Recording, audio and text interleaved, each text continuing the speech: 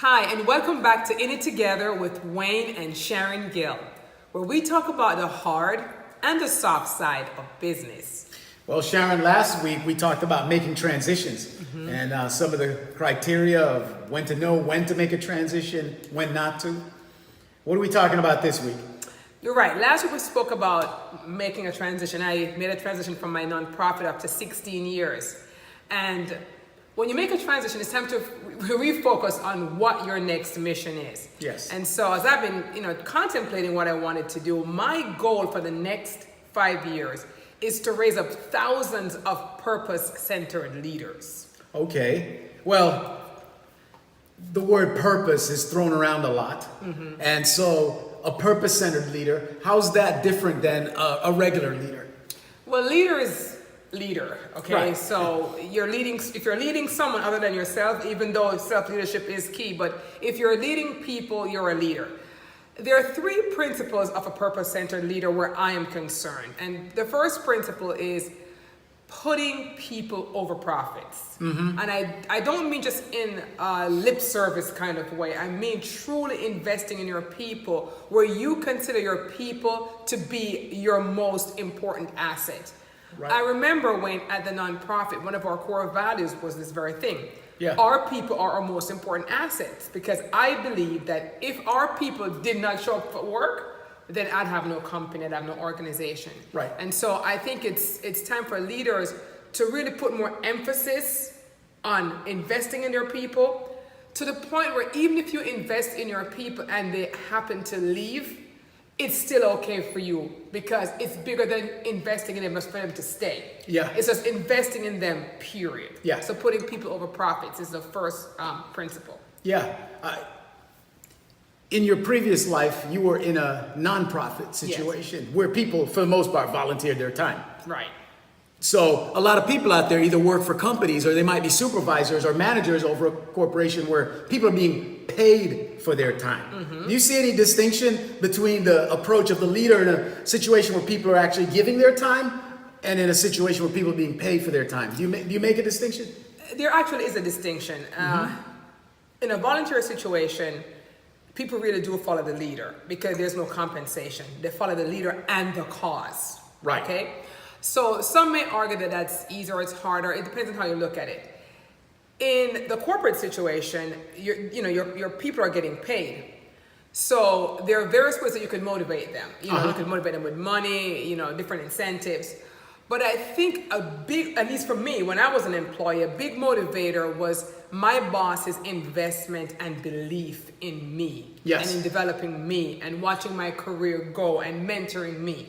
That was the biggest investment. Yes. I gave back double and triple because I felt that someone had a keen interest in me. And I've always tried to run my organizations this way. Yeah. Where I'm keenly investing in my people. Yes. And that's a big part of being a purpose-centered leader. Yes. And I think also, too, a part of the motivation and a part of the definition of being a purpose-centered leader is the fact that the purpose-centered leader, right? Yes. Is another motivation for the employees, that purpose-centered leader is invested in some cause that's bigger than the organization. That's my second principle. Yeah. It almost was my first principle, but I want to make the distinction that people are most important.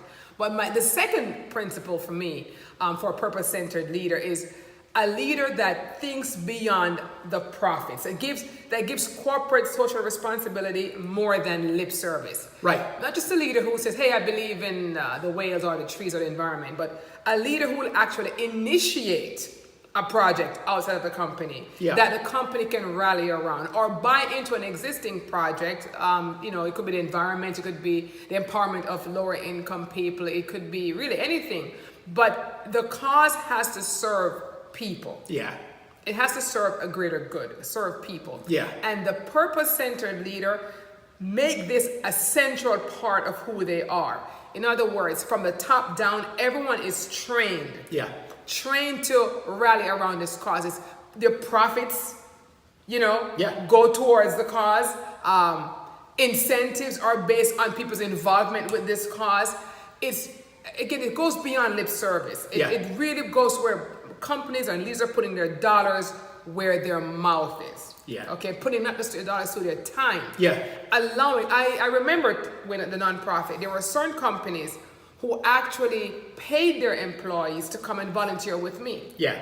And Yeah, that's putting your money where That's your mouth putting is. your money. And not only they pay the volunteers, they actually pay me to have the volunteers there. Yeah. Now, I always thought very highly of those companies and always push and promote them because I felt like they were going beyond just lip service. Yes. So I think a purpose-centered leader takes corporate social responsibility really, really serious. It's up there with profits and people. Yeah. You know, they're thinking beyond the organization and they're getting the entire team bought into this concept. Yeah, because on the nonprofit side of the aisle, right, people would say it's fairly easy because the nonprofit is kind of about that cause. Yes. Right? Yes. But on the profit side of the aisle, or a for-profit corporation, that purpose-centered leader is still going to raise that cause. Yes. Right? Yes. To preeminence. Yes. Right up there with people development, right up there with the very purpose Yes. of that organization.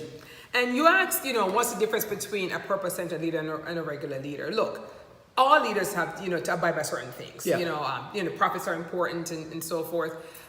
People are important.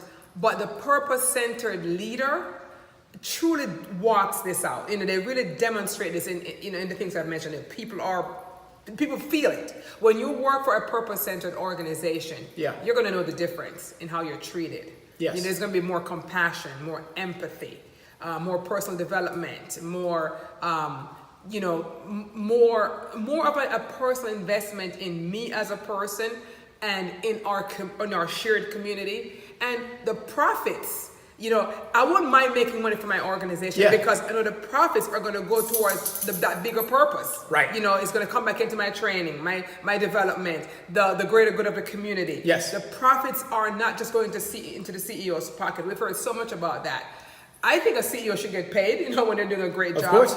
But a purpose-centered leader is balanced. Yes. It's balanced. Everyone's happy. Everyone wins. The customer wins. The employees win. The community wins. And that's really my passion and my mission for the next 5 years. Yeah. So in the comments, we want to hear, what's your passion? What are you working on in the next 5 years or so? We'll continue this dialogue about purpose-centered leaders and what that's all about in the next In It Together with Wayne and Sharon. Take care. We'll see you on the next one.